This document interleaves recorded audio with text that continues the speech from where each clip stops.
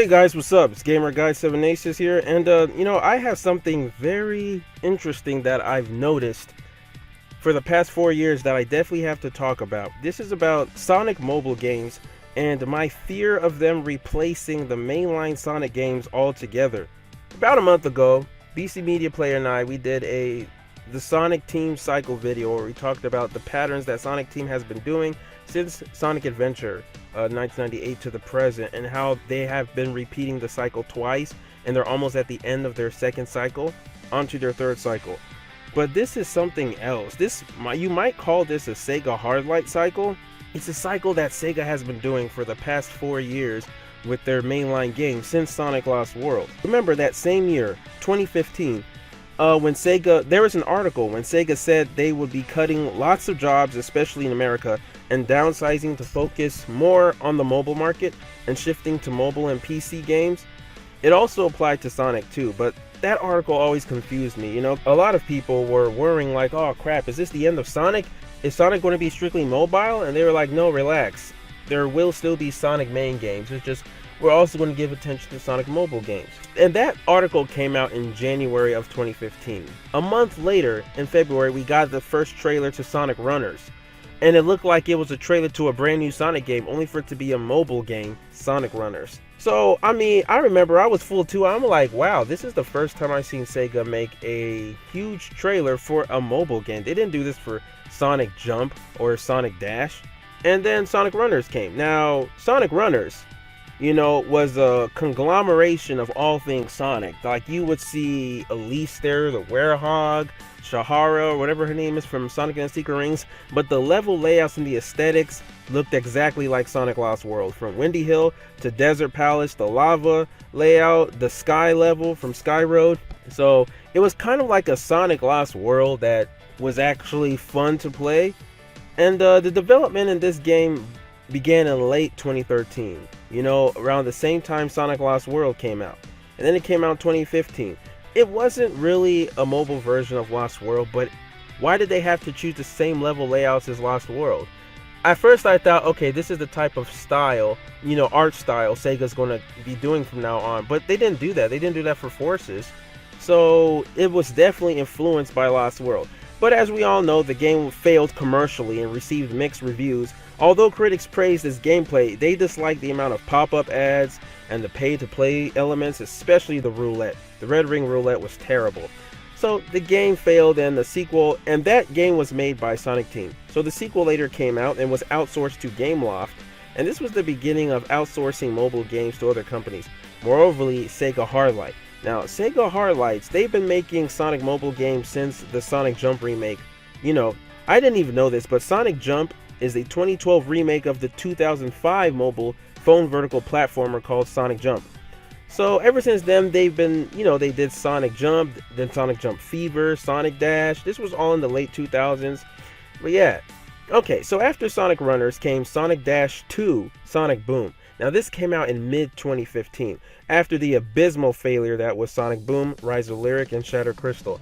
So when this came out first, it was like, what? It's the sequel to Sonic Dash, but this is a Sonic Boom version?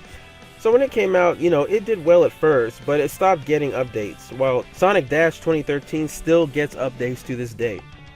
So Sonic Dash 1 overshadowed Dash 2, and this just proved that Sega would never be able to shake off the negative stigma that was Sonic Boom.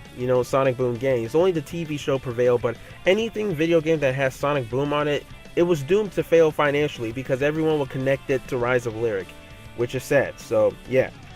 Then comes 2017, Sonic Forces. Now, we all know the mobile version of this, Sonic Forces Speed Battle. Now, this is when a lot of people like Premi de Remy and I started noticing Sega's dirty tactics. Now, after Sonic Forces' failure and mixed reviews, Sega started over-promoting Speed Battle to the point that they dropped the title Speed Battle and replaced it on their main website with the original Sonic Forces. So now Sonic Forces is essentially the mobile game, because the mobile game is now called Sonic Forces. Remember when it was called Sonic Forces Speed Battle? They completely dropped that. Now you can't even tell the difference until you see that, oh, this is the mobile game. HARDLIGHT, they've been known to bring consoles to life on mobile. They even ported Sonic Forces to PC. and Speed Battle is by far their most successful Sonic mobile game to date. You know, it still gets updates to this day. And like that recent update, which was like the Sonic vs. Shadow Soccer update, they're even changing the renders of the characters now. So Sega, they claim that Sonic Forces console version sold well, but yet they refuse to show the sales numbers. So meanwhile, Speed Battle continues to get updates. Now why is that? You know, why would they continue marketing a mobile game that didn't sell as good as the console version? If the console version of Sonic Forces really sold well, why isn't that getting updated anymore? Well, that's because truth is, Speed Battle has sold more than Sonic Forces console version ever. That's why they completely neglected Sonic Forces, and Forces Speed Battle is the only thing they're updating. Now this gets even better. Team Sonic Racing, the game that came out this year, and the mobile version Sonic Racing, which just came out recently, like a couple days ago or a week ago. Now when Team Sonic Racing came out, you know, it got decent reviews. It was a pretty good game, but it was on a lower budget. So it was a low budget Sonic Racing spin-off game. It didn't compare to its previous spin-off racing games like the All-Stars games or All-Stars Racing Transformed. And it shows. I mean, there were lots of bugs and glitches, and the online was terrible, no patches. You know, I talk about low budget Sega games in one of my previous Sonic discussion videos I did this year. So yeah, there's a lot of bugs and glitches in Team Sonic Racing, and the online is terrible. And Sega never fixed this. They could have easily fixed this, but they never did. They chose to ignore it, like they did with Sonic Forces. And now enter Sonic Racing for iOS, for Apple products so far. And you bet that game is going to get tons of updates, upgrades, and patches. They're currently doing that as we speak. You know, and it's only going to be a matter of time before Sonic Racing replaces Team Sonic Racing as the Sonic Racing game. I won't be surprised if they just put the team in front of Sonic, and then it becomes the new Team Sonic Racing, and the console version that all you guys wasted your money on just sinks into oblivion. Now this type of business tactic, this pattern, this needs to stop. Seriously, this pattern really needs to stop. HARDLIGHT, in my opinion, they're taking over the Sonic games. Sonic team is completely dissolved now. I mean, it's been confirmed in an article I read, they've been dissolved, true. But we're still not going to give up on the dream that 3D Sonic can bounce back to its former glory. Just because Sonic Team is no more doesn't mean that other people can't continue Sonic's legacy. I mean, just look at what Christian Whitehead did with Sonic Mania. You know, it's sad though that Sonic Forces will forever be the last game from Sonic Team. But I do not want to see this franchise turn into a mobile gimmick with upgrades, endless runners, paywalls, and shit like that. Otherwise, I'm done. If this continues, I'm done with Sonic games. So, I mean, just look at Nintendo. Nintendo, they've entered the mobile market. Their first mobile game was Mario Run, so they make mobile games.